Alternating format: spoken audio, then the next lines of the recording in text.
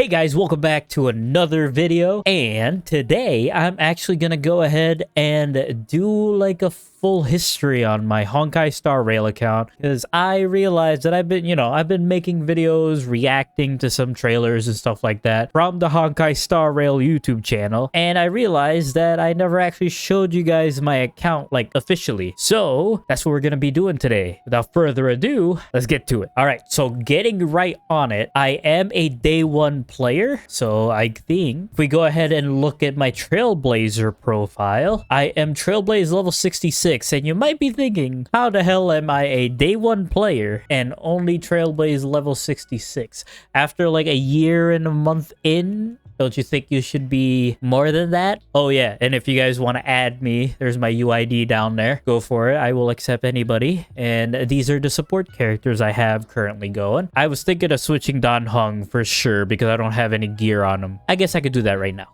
I don't know why. There we go. But yeah, so I'm a day one player. Started playing when the game first came out, and I got addicted to it like for about 2 months. And then I took a few months break actually. But before we get to the break, let's start with my very first limited 5-star banner, which is from version 1.0, my girl Zila. So right here, as you can see, Zila's on the screen, and she was my main for the longest time. And as you can see, she's not level 80 because I stopped building her after I got to the banner that they released Acheron, pretty much. Because then I pulled Acheron, and it pretty much went full on Acheron after that. But we'll talk about that later. As you can see, I have her signature light cone in the night, and I am very happy that I did get her signature light cone because that adds a lot to her damage.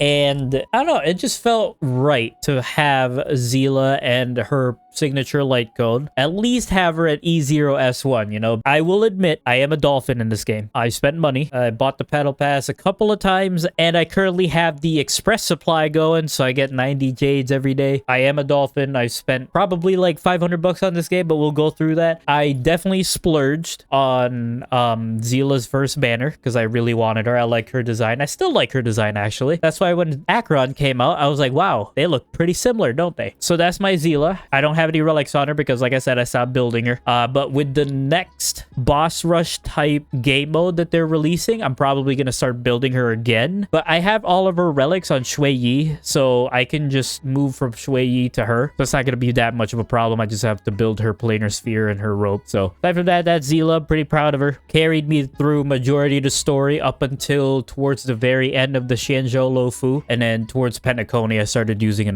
a different team. But the reason I have this team highlighted right now is because this was actually my team for the longest time. Japard was one of my first 5 stars from the standard banner, Geppy Boy, and I still use him to this day as like a pseudo adventurine because that's pretty much what he is. Good old shields early game and stuff like that. Natasha, free to play option for healers because they give you one for free. I use Natasha a lot. In fact, on my yearly review for my account that Honkai Star Rail had for their first anniversary like a month and so ago, they had like how many times you use a certain character, and Natasha was the character that I had deployed the most in a lot of quests and missions and battles. So if that says something about how much I use Natasha, obviously it doesn't show that well because she's only level 50, but she served me well. She's definitely served me well. I don't have any relics on her, but if you look at the Eidolons, yes, I do have E6 Natasha, and she served me very well, and I'll probably use her more later down the line when I have more resources to supply,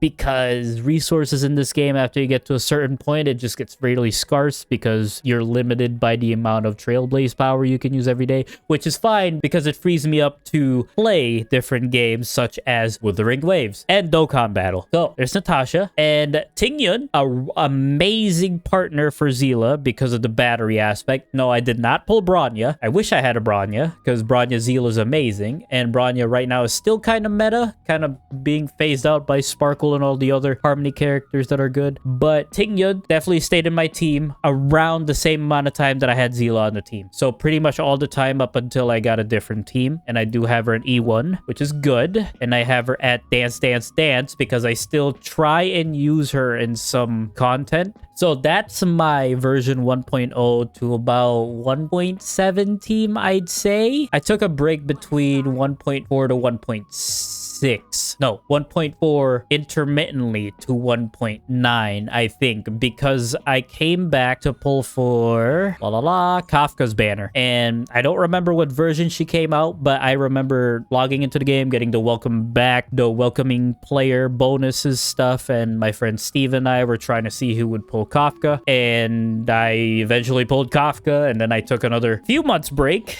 or a couple months break, and then they released Inhibitor Don Hung, and then I pulled him.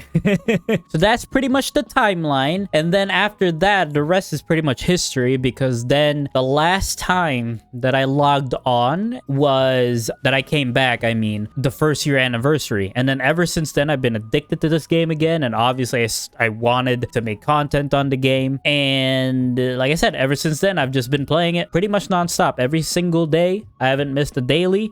I've tried Pure Fiction, I've tried some MOC, some of the end game stuff, and a lot of the events I've caught up on. I still have a couple of them that I need to do for extra more Jades for when Firefly releases, which we'll talk about later. And obviously, I did get Acheron. I have Shui Yi, Gallagher, Topaz. Topaz, I pulled from Robin's banner, and obviously, I have Robin. Adventurine. And Adventurine, I have E0 S1, just like Zila. I have his signature light cone. I wasn't going to pull for his light cone, but I had enough extra Jades laying around. So I was like, why not? And then I got lucky within 20 pulls for it, actually, which was very surprising, and I was very glad and very happy that I have Adventurine, because he is amazing. Your team basically does not take any damage aside from when I'm being stupid. So going back to Robin, I have her at E0 S0 because I wanted to pull her for her, but I wanted her character. And this light cone was free to play. You get every single superimposition from the event that came out, and I think it's still going on right now that you can do. And it works perfectly for her, completely free to play, so I had no reason to do it. And the 5-star limited that came out again for their first rerun, either first rerun or second rerun, was Topaz. And ever since I did Topaz's quest, when you go back to Belobog, spoiler alert, and the whole Ethereum Wars event, I fell in love with the character that she was, and actually the team, because she's like the follow-up team that she empowers is my main team at the moment. And you're probably questioning why, since I have Acheron. Wouldn't you think the Nihility team would be better? I don't have E2 Acheron, which is overpowered, and I don't have her signature light code. And now that doesn't mean that she's not good. She's definitely good, but it's a lot more limited than when I use my follow-up team, because then I have an E0 S1 Adventurine, E0 S0 Robin, Topaz, and Numby, which I have E1 S1. That's right.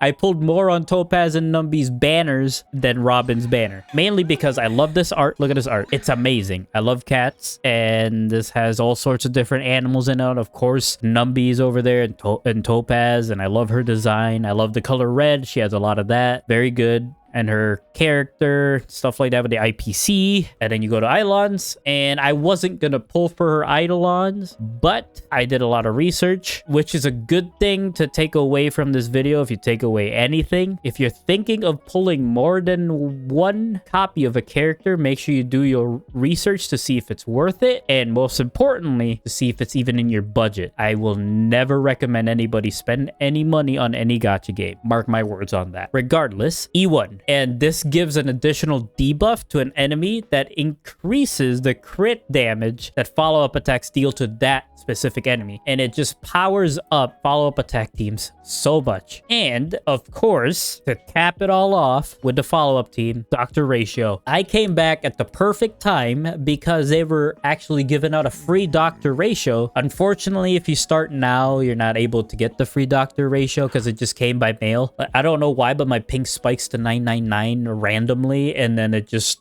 does this and then goes back to normal and then does it again periodically. But I'll keep talking through it. But yeah, Dr. Ratio pretty much caps out my follow-up team. I don't have his light cone. I didn't pull for him at all. I got him free to play. So Cruising in the Stellar Sea is one of the best free-to-play hunt light cones out there. Honestly, one of the best 5-star light cone period out there, and it's completely free to play. I love that team so much. And I always have Topaz and Numby out because, like I said, I love her design, and Numby's cute and helps me find chests whenever I'm missing him. on. I want to talk more about the other characters, but I don't want to use up all the time just talking about the characters. I will just give you a rundown of what I'm currently working on. Acheron, pretty much where I want her to be right now because I don't want to focus on her too much since I'm waiting for Firefly. So Acheron's team is functioning as well as it could be right now for me, so I'm not complaining about that. But for now, the next meta team that Hoyoverse is trying to make relevant, especially with Boot Hill being the first 5-star limited character that does super break damage mainly, is the super break team. And this is Harmony MC. You get from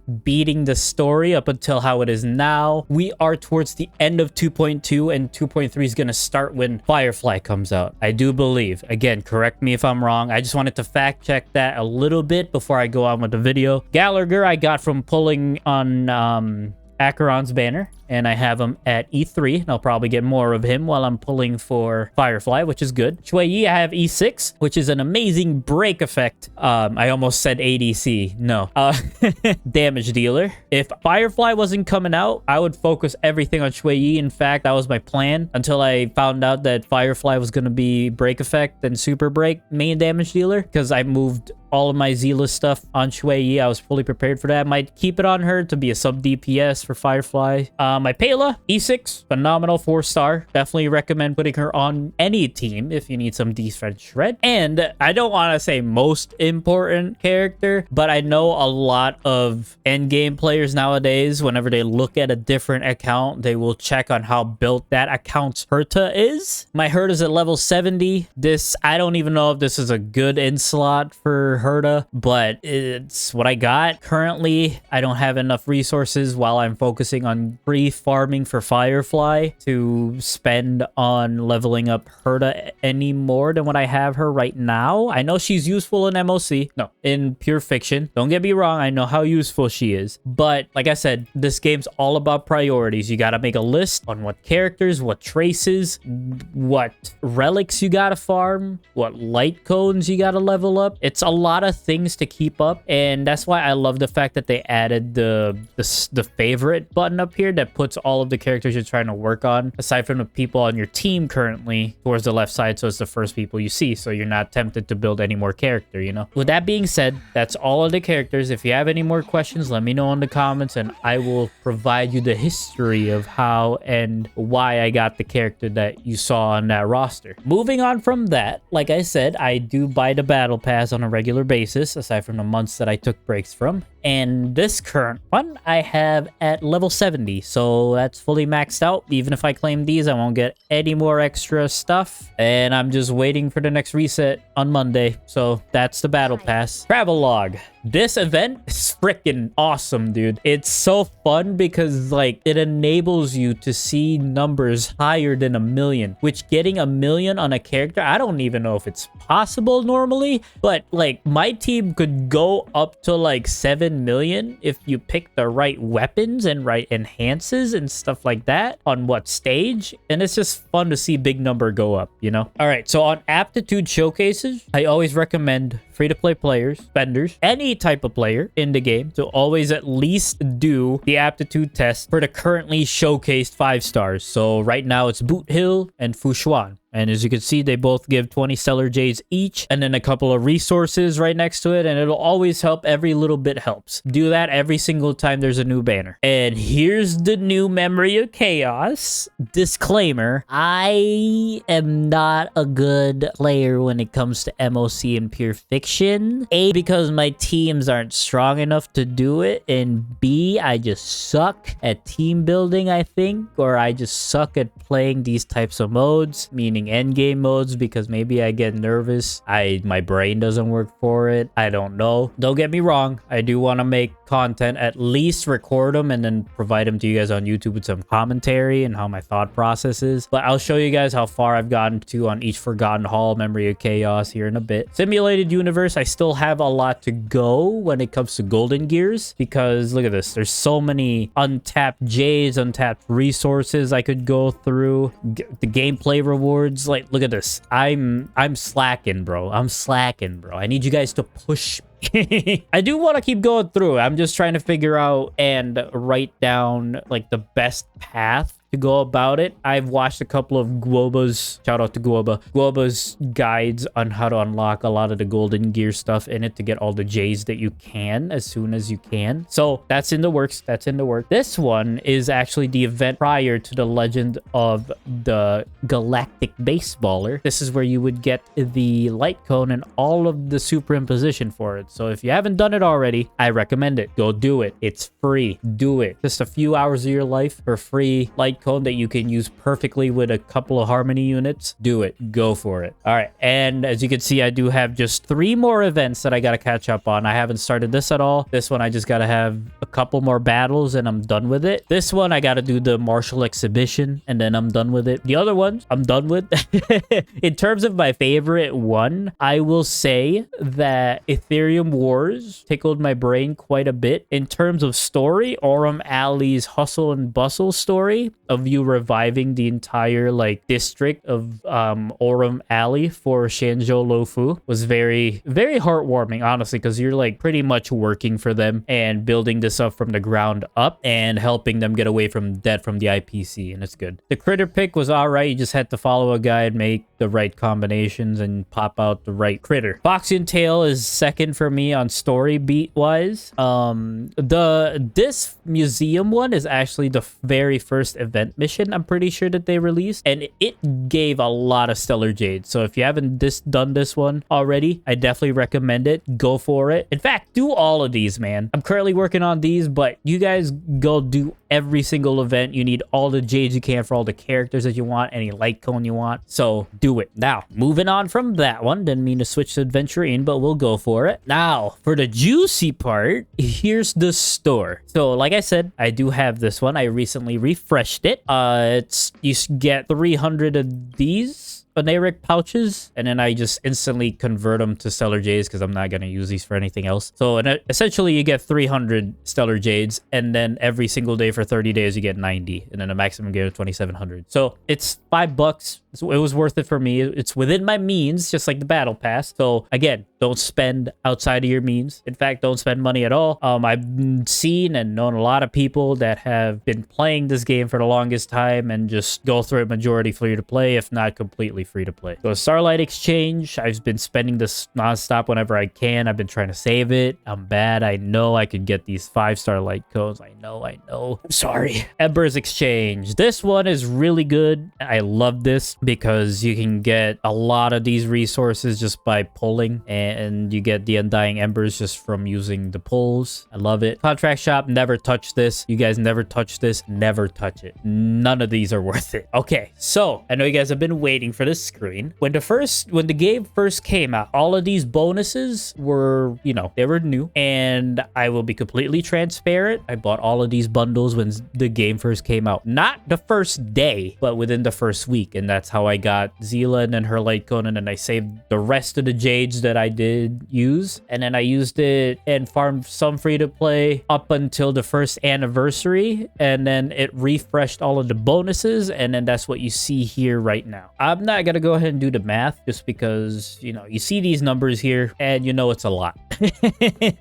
And I recognize that it's a lot. All I'm gonna say, like I've been saying so many times in this video, only spend within your means. I'm not going to advertise spending in a gacha game because it's a game and there's enough content in the game to satiate you, enough story to satiate you, going fully free to play, and then only using the seller J's that the game free to play provides. This is just here. So if you want to support the devs, I would never encourage anybody to spend money. But if you are, I will say that the worth value just goes from right to left on which one's worth it when you have the bonuses. That's all I'm going to say on that one. Seller trade, this is pretty much you exchanging it for like passes. So, okay. Going into the inventory, as you can see, my experience books are lacking and I need a bit more. I'm trying to get those from the events. They do give you a lot of light cone experience. There's a lot of stuff you got to level up in this game, man.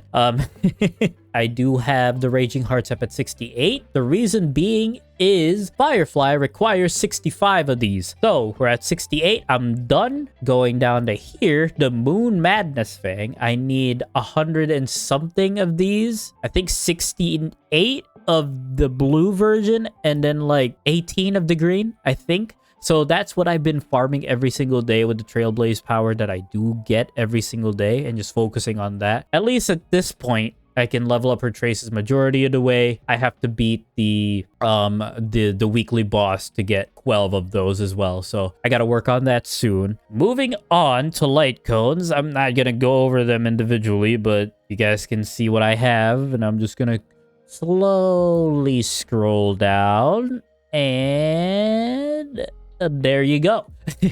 Relics. Oh god, relics. Okay, I've tried to farm these quite a bit when I had the excess Trailblaze power that you build up after not playing for so long. It just builds up to a max of 2,500 extra Trailblaze power on top of your 240 that you get daily. So when I logged back in on the first anniversary and I farmed like hell, that's where you see a lot of these 5 stars are from. I don't really relic farm a lot unless I need it for a specific character that I want to build. And if I get the main stat for them, I'm not really worried about the substat as much unless it's a character that I really want to max out. Firefly is going to be one of the first characters that I want to completely max out when it comes to relics. Once the relic set for her comes out and the simulated universe, or the new game mode in simulated universe comes out with the new planar sphere and rope for her, I will be going fully in on that, because I love Firefly. And other materials, consumables, and the only consumable I use every single time is the trick snack, just for the technique points. Missions, valuables, and I have a bunch of these, and one self-modeling resin. I used a bunch of my resin on a couple of pieces for my Acheron, I think, just to get the main stat. I have a bunch of these. Actually, while I have you guys here, I'm gonna go ahead and go to the shop for this, and let me know which from these light cones is worth it for me to get to Superimposition 5, or at least get one of each for, because I have enough for an S5 of one of these, and I don't know which one is good. The last thing that I'm gonna go over is how my standing is when it comes to MOC and pure fiction. So when it comes to MOC and Forgotten Hall, the Yarilo 6 Forgotten Hall, the very first one you unlocked, didn't really have trouble with it. Fully unlocked it, hell yeah. The Shenzhou Lofu, I'm having trouble with this one, maybe because I'm bad. Honestly, it's probably because I'm bad, but gonna keep working on that one, since that's the only one that I have left to do for this one, and I'm completely done, and I get 200 jades. The MOC, I usually try and clear as far as I can. As you can see, I'm not that far. It's mainly because I don't have a good sustain for one of my teams. Adventurine's fine. Japard lags a little bit behind Adventurine enough to the point that he can't protect your team. Especially with my Acheron team, it doesn't really do that much damage. I know, criminals saying that about an Acheron team, but my Acheron, it needs to be juiced up a little bit more. This is going to be in the back burner probably, and once Firefly comes out, then it's going to be my first pick, and then my second pick is going to be the follow-up team. So that's the plan for MOC. I haven't even started this one. Yeah, I haven't even started this one. I got to work on this. This one's like full-on weakness break, so that's going to be fun. And then let's go to pure fiction. All right, so going into pure fiction, as you can see, this current one, I have up to this one. I haven't attempted number 3 or number 4 yet. It's pretty much the same team as before. It's just in the follow-up team, I used my barely built Herda, and it worked. It's just, it doesn't work for the higher levels, you know? And it doesn't help that I don't have a Himiko. And that's crazy because a lot of people get luck on pulling Himiko on the 50-50 instead of getting the 5-star limited that they want. I'm not manifesting that for me. Please, because I do want Firefly. So we shall see on Tuesday, because I think that's when her banner comes out, and I will be either recording or streaming. I will make an announcement, hopefully on the Discord. Link in the description below if you want to keep up to date on that one. Shameless plug out of the way. I think that's all I wanted to talk about. I'm gonna leave off on my Trailblazer profile, just so if you guys do want to add me as a friend, go for it. My Topaz and Numby is pretty beefed up. If you have a follow-up team and you don't have Topaz Numby and you want to beef it up a little bit, go for it. Go and use Topaz Numby. If you want an Adventurine to protect your team, go ahead, add me. With that being said, I do appreciate all of you guys to sit through this entire thing. If you did, thank you very much. It was a lot of yapping. But I am very happy about my account on Honkai Star Rail. I have a lot to improve upon it, that's for sure. Let me know in the comments below anything that I missed to explain, and then I'll explain it to you guys down there or in a pinned comment, whichever works for you guys for sure. And let me know in the comments below as well